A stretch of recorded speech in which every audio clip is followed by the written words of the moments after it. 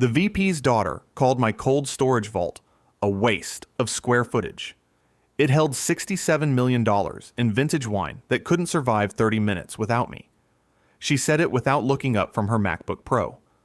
Just delivered it flat, like she was reading a bullet point off a slide deck. Hannah Kensington, 24 years old, Vice President of Innovation and Digital Strategy, a title she gave herself and her father approved. She was sitting across from me in the glass-walled conference room on the third floor, the one with the frosted panels and the mahogany table that Elliot Kensington himself had picked out in 1994. Her manicured fingers tapped the edge of her laptop. Her designer haircut was perfectly styled. She smelled like overpriced perfume and certainty.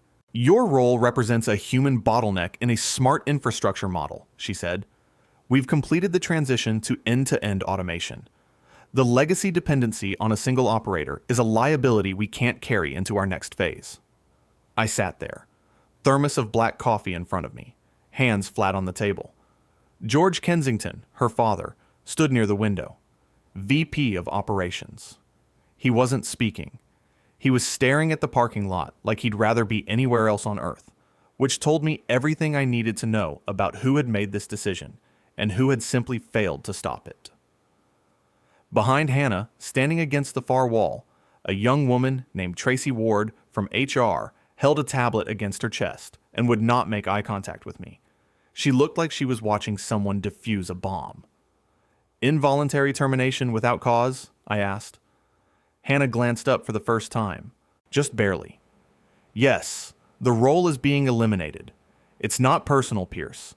It's about future-proofing the operation." "I understand," I said. "I want to do this right." She slid a folder across the table.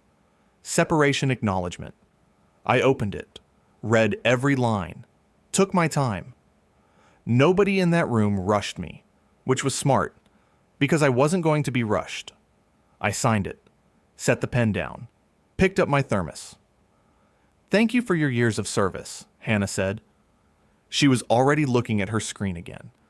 I stood up, pushed the chair in, walked out of the conference room, down the hall, past the server closet that hummed the way it had hummed every day for 16 years, and through the lobby where the receptionist wouldn't meet my eyes. What Hannah Kensington didn't know, what nobody in that room thought to check, was that I had designed the locks. My name is Pierce Allen Whitford. I'm 49 years old, 16 years at Kensington Reserve, Director of Vault Operations. Before that, 12 years in the United States Navy. Machinist Mate Nuclear, Petty Officer First Class, attached to the Fast Attack Submarine, USS Hampton, SSN 767. My specialty was environmental control systems, reactor coolant loop monitoring, precision thermal management in sealed pressurized spaces where a single miscalculation didn't get you a write-up. It got people killed. Precision was not a skill I learned at Kensington Reserve. I arrived with it. Elliot Kensington hired me personally in 2008. He'd seen my service record and understood immediately what nuclear environmental systems experience meant for a company that stored irreplaceable collections in climate-controlled vaults. Most people hear wine storage and picture a fancy warehouse. It isn't. It is a controlled atmosphere where the margin between 55 degrees Fahrenheit and 57 degrees Fahrenheit is the margin between a client's $400,000 case of 1982 Petrus aging gracefully and aging irreversibly. 1 degree of sustained variance over 48 hours can accelerate chemical degradation by years. You don't get that time back. You don't get that bottle back. Irreversibility. That's a concept I understood before I ever touched a wine crate, because I learned it 400 feet underwater, where the stakes were measured in reactor containment, not Bordeaux futures. 88 private clients, serious collectors, estate trustees, 3 hedge fund managers who treated their wine portfolios the way they treated equity positions. 6 vaults, each independently climate controlled, each with its own humidity regulation, its own redundant refrigeration loop, its own environmental monitoring suite. I knew every one of those systems the way a surgeon knows anatomy. not from a textbook, from 16 years of 2 a.m. phone calls and hands on the equipment when it mattered. I missed my son Owen's sophomore baseball playoffs because Vault B threw a refrigeration fault at 2 a.m. on a Tuesday, and I was the only person who could diagnose whether it was a compressor failure or a sensor ghost. It was a sensor ghost. Took me 4 hours to confirm, recalibrate, and verify. Owen's team won 6-3. I watched the highlights on Carol's Facebook page the next morning from the break room, eating a gas station sandwich I'd grabbed on the way in. Carol, my ex-wife, elementary school teacher. Good woman. We finalized the divorce in 2016, and she remarried 3 years ago to a contractor named Dale Briggs. She lives 14 miles away. Owen's with her and Dale during the school year, with me every other weekend. He's 17 now. Senior year. Varsity baseball. I've missed more of his games than I can count. The alimony is $1,400 a month. I don't dwell on it. It's a number. Like all the other numbers, I drove back from my one post-divorce vacation for this company. 4 days in Asheville, the first real time off I'd taken in 2 years. Day 2, a humidity sensor in Vault D threw a warning flag. The on-call tech said it was probably drift. I didn't trust probably. I drove 4 hours back, diagnosed a failing gasket seal on the intake damper, replaced it myself, and verified environment stability over the next 6 hours. The wine in that vault was worth $11.2 million. Probably is not a word you use around $11.2 million in irreversible assets. That was the job. That was 16 years. Now let me tell you about 2014. The company was exploring upgraded security. One of our larger clients, a man named Arthur Whitfield, who stored a $3.8 million collection across Vaults A and C, had expressed concern about access protocols. Who could open the vault doors? How entry was logged? Whether electronic badge systems were sufficient for the value they were protecting. Elliot took the concern seriously. He asked me to look into it. I sat down with the problem the way I'd sat down with reactor coolant loop diagnostics on the Hampton. From first principles. What are we protecting? What are the failure modes? What does the threat model actually look like? And I realized the answer wasn't better badges. It was biometrics, specifically palm vein scanning, subcutaneous vascular pattern recognition, unhackable, unspoofable, tied to a living human hand. I designed the system myself. 6 weeks, evenings and weekends, on my personal laptop, at my kitchen table, after Owen went to bed. I sourced the hardware specifications. I wrote the configuration architecture. I mapped the integration points with the existing environmental override protocols so the biometric layer would control not just door access, but emergency environmental intervention. And I made one deliberate design decision that would matter more than anything else. No administrative override port. I built it that way on purpose. A system protecting $67 million in irreplaceable assets cannot have a backdoor. Backdoors get hacked. Backdoors get exploited. Backdoors get used by people who shouldn't have access. One master biometric credential. Mine. My right hand. That was the key. The only key. I submitted it to Elliot with a signed cover memo dated March 14th, 2014. The memo said, in plain language, developed independently as a proposed enhancement, not as part of my assigned duties, not on company equipment, not during company hours. Elliot loved it. The company adopted it, installed it across all 6 vaults by early 2015. And nobody, in all that time, ever asked about ownership. Nobody filed an IP assignment. Nobody had me sign over the configuration architecture. It just became part of the building, like the plumbing, or the HVAC, except the plumbing didn't belong to me. That same year, I called an old Navy contact. Commander Dale Reed, retired. We'd served overlapping tours in the early 2000s. He was a junior officer when I was a petty officer first class. He'd gone to law school after separation, passed the bar, and built a practice in commercial contract litigation with a secondary focus on intellectual property.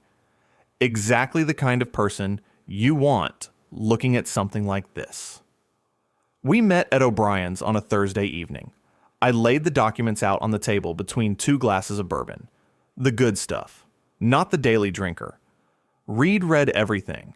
The cover memo, my employment agreement from 2008, specifically Section 7C, which limited IP assignment to work developed in the course of assigned duties as Director of Vault Operations. Security system architecture design had never been part of my assigned duties. Not in 2008, not in 2014, not ever. He leaned back, took a sip, looked at me. File it under your name, he said. You can always assign it later. They never asked me to. I never volunteered. In 2021, 7 years after installation, I asked Reed to formalize it. He reviewed everything again.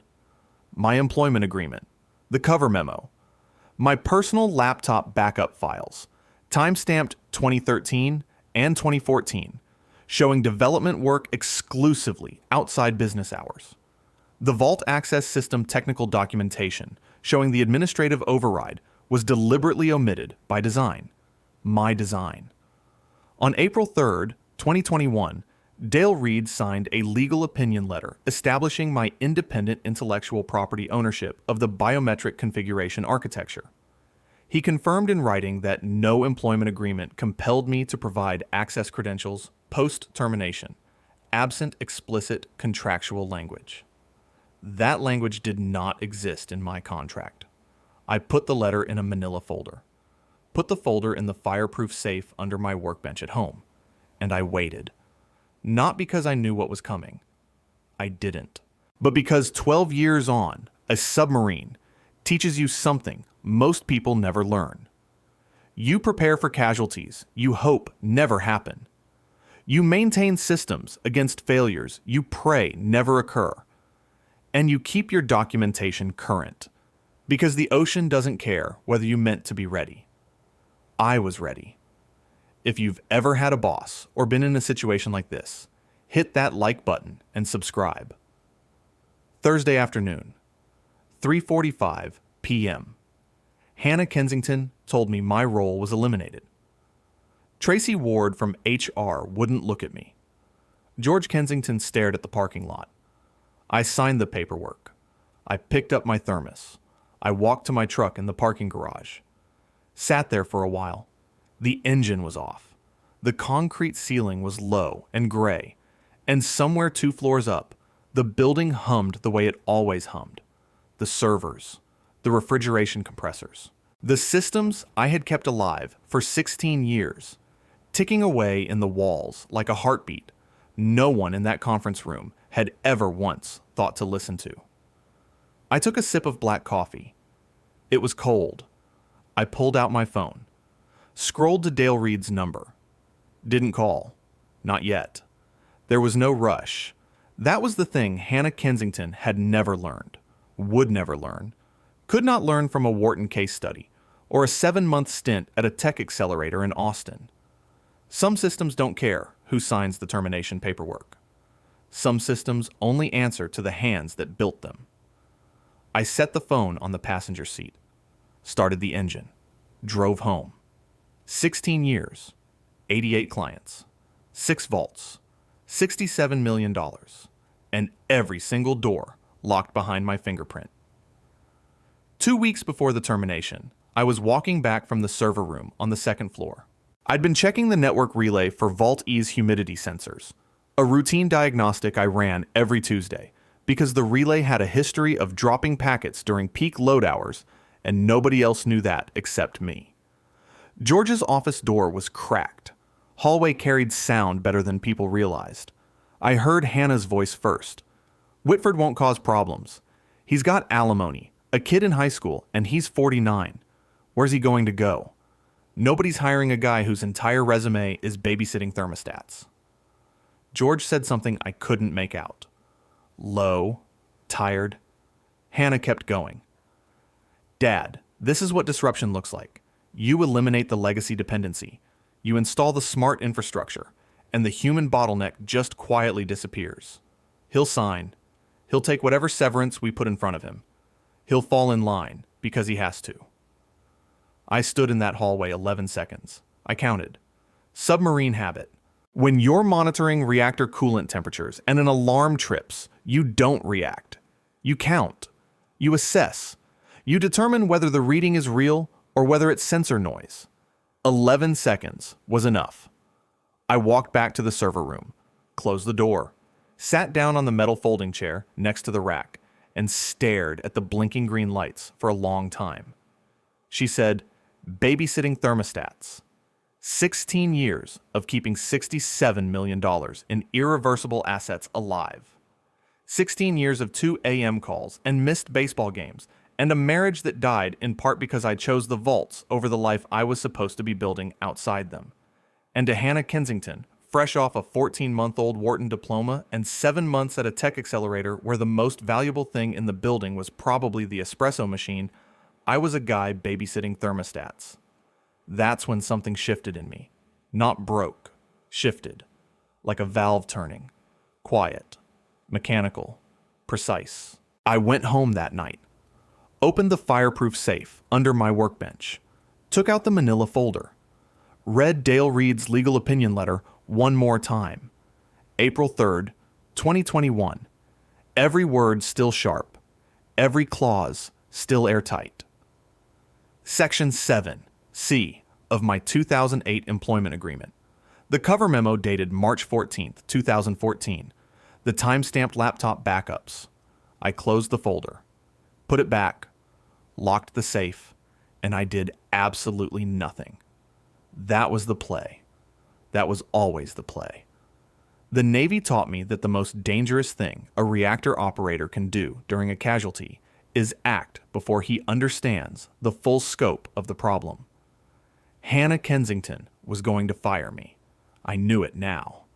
And when she did, the scope of her problem was going to become apparent in a way no Wharton case study had ever prepared her for. 2 weeks later, she pulled the trigger. Thursday, 3:45 p.m. Glass conference room. Human bottleneck. Smart infrastructure. Future-proofing. I signed the paperwork and walked out with my thermos. By 4 p.m., IT had deactivated my access badge. Standard protocol. The badge controlled the main entrance, the parking garage gate, the elevator to the second floor. All electronic. All centralized. All easily disabled with 2 clicks in the security management console. The biometric system was not connected to that console. It lived on its own network, its own hardware, its own power supply. A completely independent architecture. My architecture. The IT department didn't manage it. They couldn't manage it. There was no admin panel. There was no reset function. There was no override port. There was a palm vein scanner on every vault door, and the only vascular pattern in the database belonged to my right hand. At 4 p.m. on Thursday, the badge went dark. The vaults stayed locked, exactly the way I designed them to. I drove home, fed Rex. He met me at the door the way he always did, tail going, nose pushing against my hand. But he knew something was different. Labs know. He followed me to the kitchen and sat at my feet while I poured 3 fingers of bourbon. Not the daily drinker.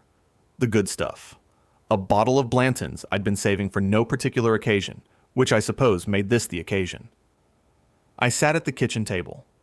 The manila folder was downstairs in the safe. Dale Reed's number was in my phone. I didn't open the safe. I didn't make the call. I waited. Friday morning, 9:20 a.m., 17 hours after my termination. I know the exact time because of what happened next. The Smart Vault automation system Hannah had installed 3 months earlier, the one that was supposed to replace me. The end-to-end digital transformation that was going to eliminate the legacy dependency on a single operator did exactly what it was designed to do. It monitored the temperature in Vault C. It detected a fluctuation. It displayed a warning on the dashboard. And that's all it did. Because Hannah's system could read. It could not act. The environmental override protocols, the ones that actually intervened when temperatures drifted, the ones that adjusted compressor output and modulated airflow and triggered emergency cooling sequences, those protocols lived behind the biometric access layer. My biometric access layer. The system saw the problem. It could not fix the problem. It was a smoke detector with no fire department. Vault C, 41 client lots, $18.3 million in combined holdings. A 1945 Mouton Rothschild collection, a loan worth $640,000.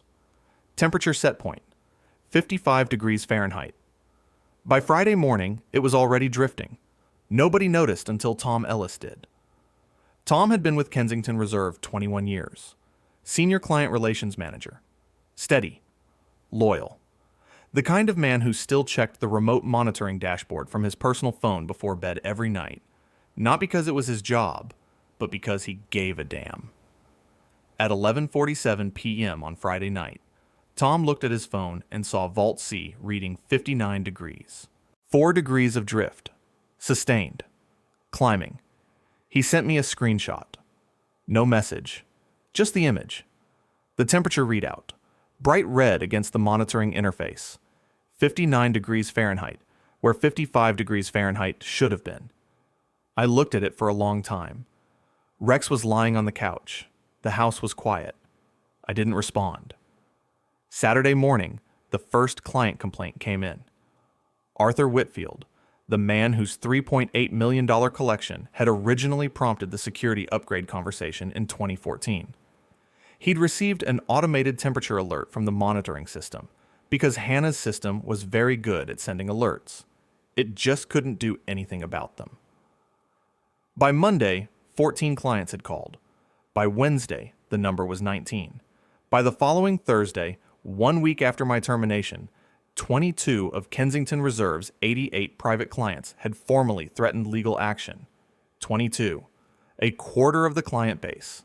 Exposed liability that Sandra Brooks, the general counsel, later estimated at somewhere north of $12 million in potential damages, and that was a conservative reading.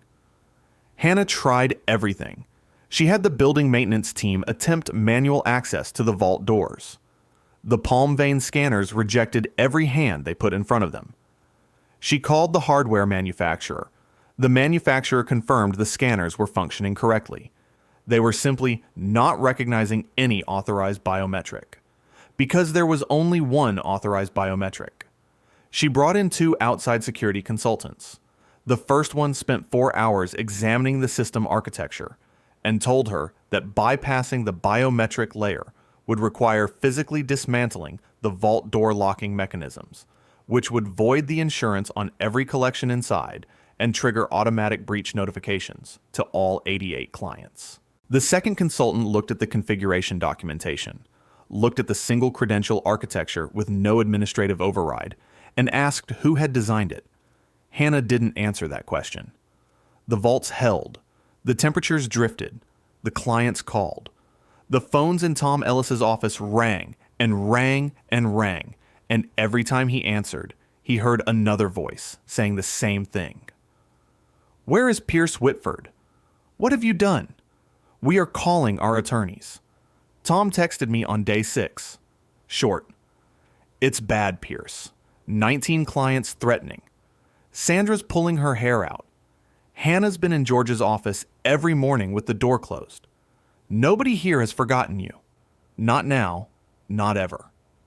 I read it. Set the phone down. Took Rex for a walk. Monday morning, day 8.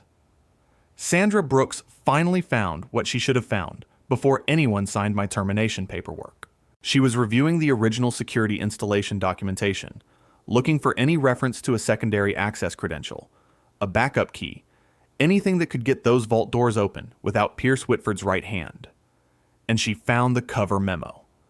March 14th, 2014. Developed independently as a proposed enhancement. She found Section 7C of my employment agreement. She found the technical architecture specification showing the deliberate omission of an administrative override. She sat in her office for what Tom later told me was a full 2 minutes without moving. Then, she said it, quietly, to no one. Oh no. Then again, quieter. Oh no! She picked up the phone and called Elliot Kensington, the founder, the chairman, 74 years old, semi-retired, 51% of voting shares, Thursday morning golf at the club. She reached him on the 14th hole. Elliot, we have a situation. Your granddaughter terminated Pierce Whitford 8 days ago. The vault access system is his intellectual property. He owes us nothing, and we cannot open the doors. There was a silence on the other end of the line that Tom told me lasted long enough to hear the wind across the microphone. Then Elliot Kensington said 5 words. Get my son on a plane. Tuesday, day 9. George Kensington flew to Palm Beach. What happened on that tarmac, I heard secondhand.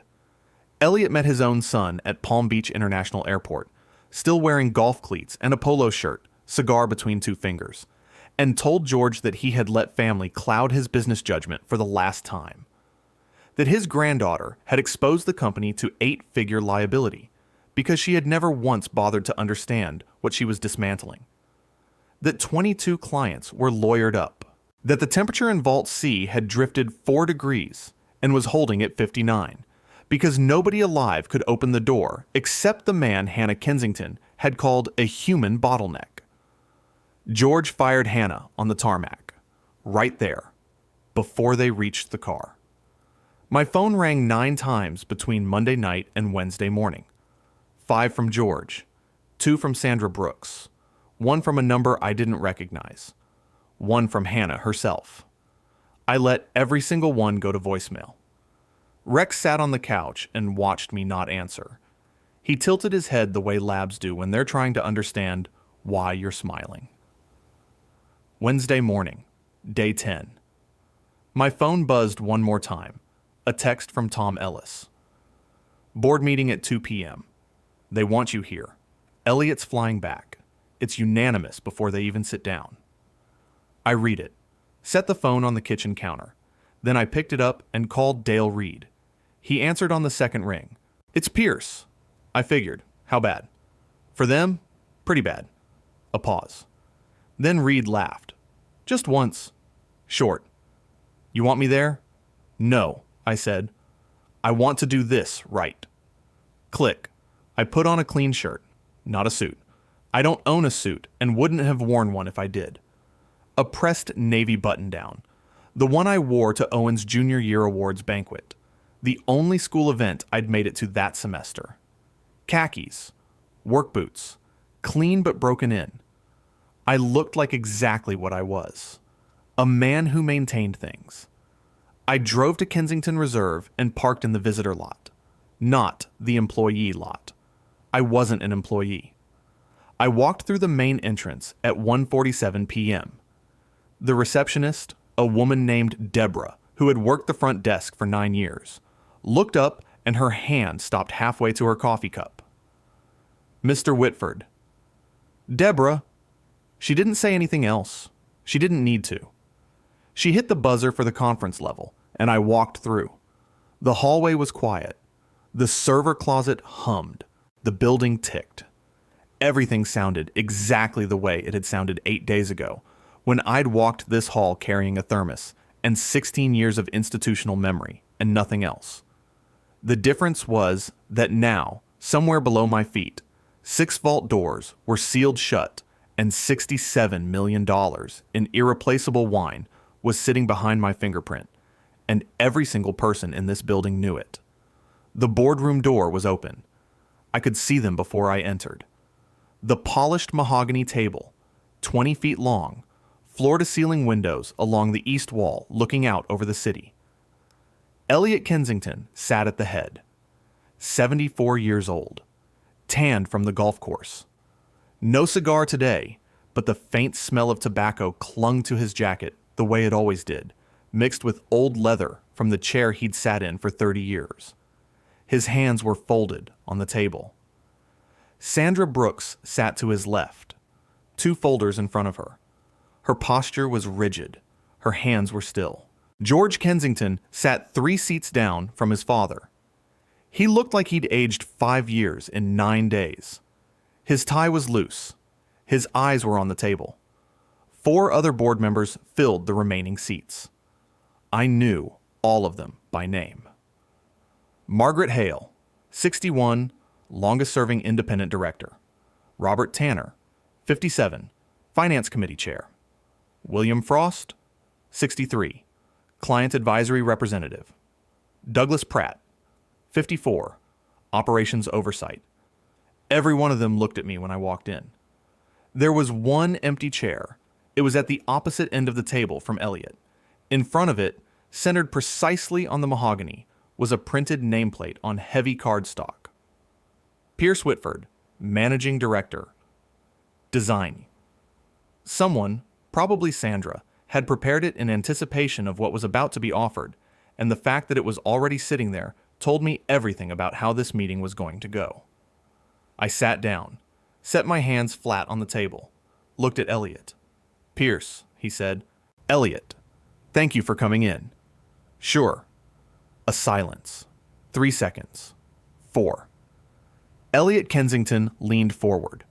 The man who had built this company from a single climate-controlled facility in 1987, who had hired me personally in 2008 because he understood what nuclear environmental systems experience meant, who had let his son bring in a 24-year-old with a Wharton diploma and a vocabulary full of words like frictionless and disruption-ready, without once picking up the phone to ask whether that was wise.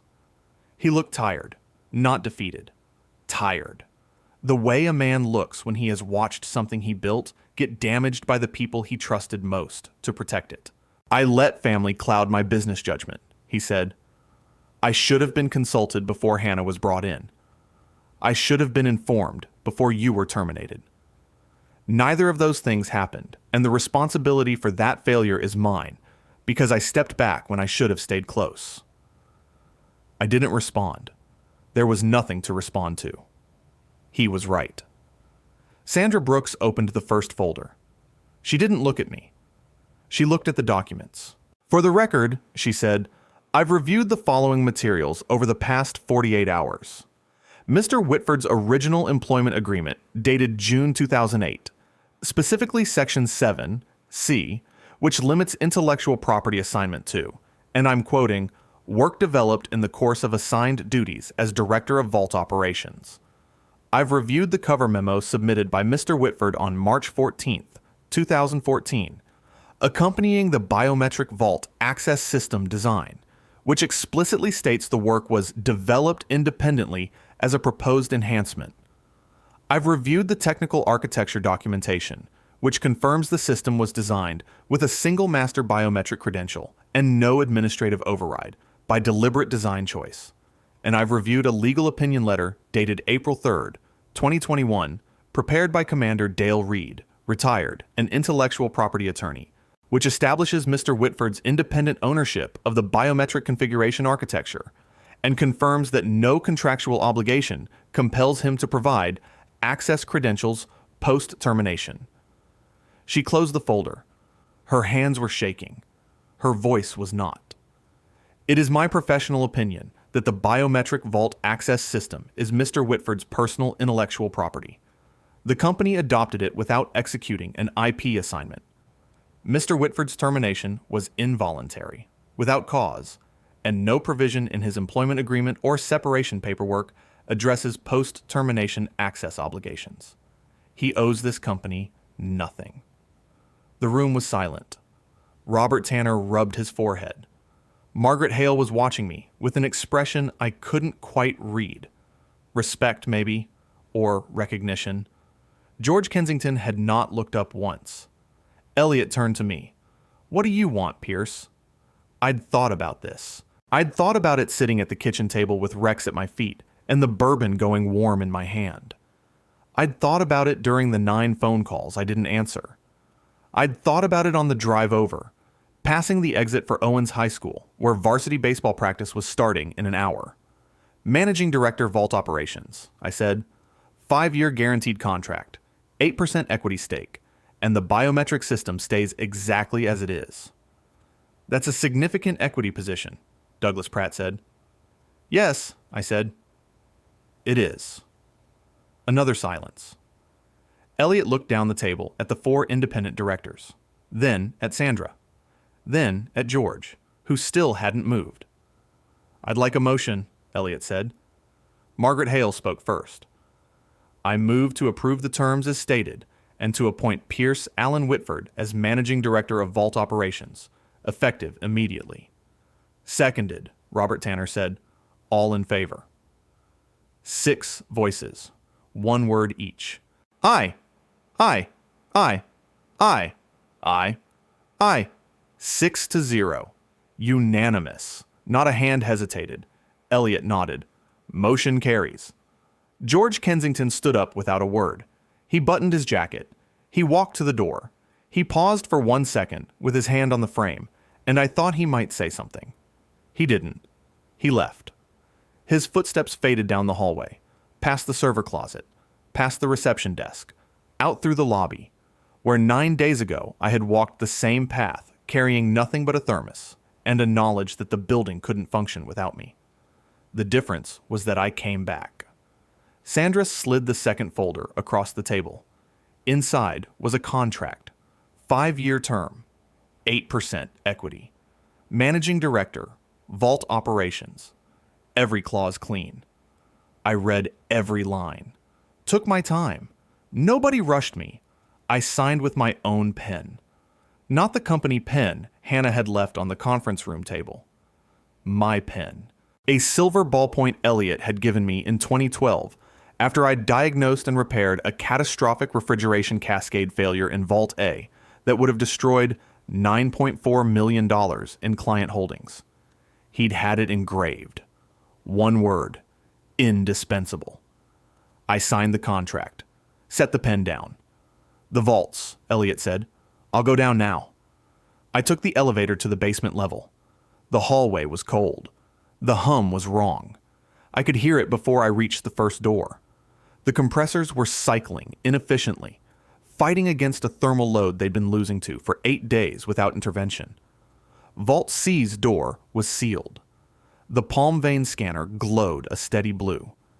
I placed my right hand flat against the glass. The scanner read my vascular pattern in 1.3 seconds. The lock disengaged. The door opened with a soft pneumatic hiss. I stepped inside. 59 degrees. 4 degrees of drift. 8 days of unmanaged thermal creep that Hannah Kensington's smart vault system had watched happen the way a security camera watches a robbery. Recording everything. Stopping nothing. I went to work. Manually reset the environmental override protocols. Adjusted the compressor staging sequence. Modulated the airflow dampers to begin a controlled temperature descent. Because you don't crash cool a vault full of irreplaceable wine. You bring it back slowly. Precisely. The way you manage a reactor coolant loop after a thermal excursion. Patiently.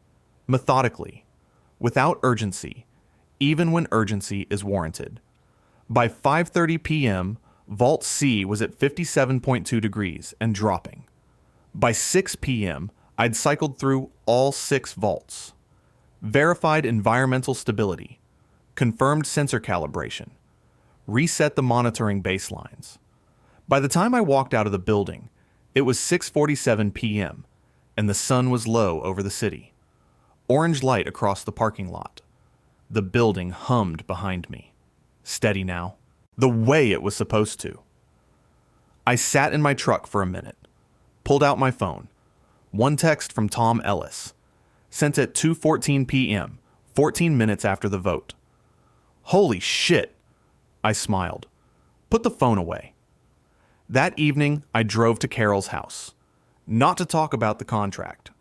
Not to talk about the equity. I pulled into the driveway, and Owen was in the yard, throwing fastballs into a pitchback net, working on his mechanics the way he'd been doing since he was 12. Back when I used to catch for him in the evenings before the vaults and the 2 a.m. calls, and the divorce took it all away. He saw my truck and stopped mid-wind-up. "Dad, it's Wednesday." "I know. Thought I'd come by." He stood there with the ball in his hand, studying me, the way 17-year-olds study their fathers when something has changed and they can't quite name what. "You seem different this week," he said. "Less stressed, like you're actually here when you're here." "I'm here," I said. "You going to keep coming to my games?" I looked at my son, 17 years old, senior year, varsity baseball. A kid who'd spent most of his life watching his father choose a building full of wine over the life standing right in front of him. "Everyone I can," I said. He tossed me the ball. I caught it barehanded. We threw in the yard until the light was gone.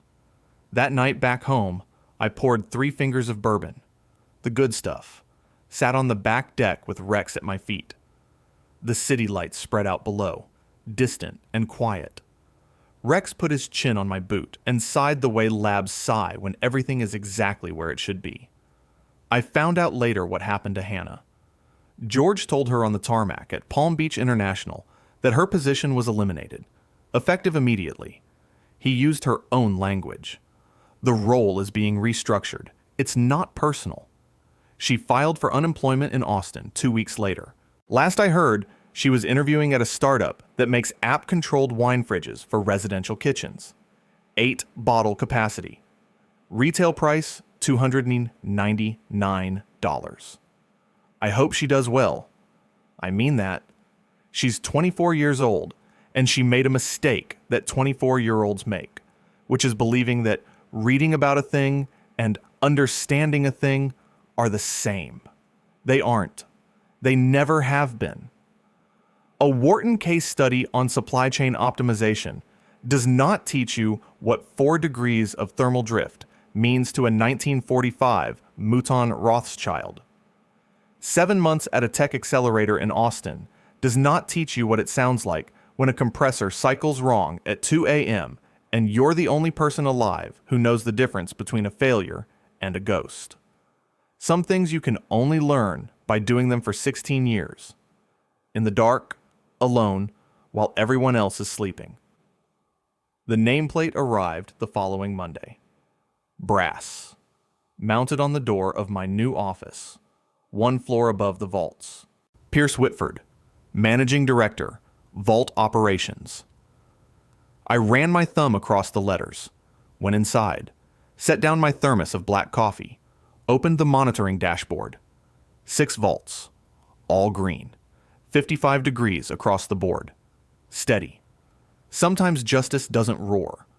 It arrives quietly, with a calm hand on a scanner, and the patience to wait until the people who dismissed you realize they can't open the doors without you. If you enjoyed this story, hit that like button and let me know what you think in the comments. And if you haven't subscribed yet, subscribe and ring that notification bell to get alerts about new stories like this one. Thanks for watching. See you in the next video.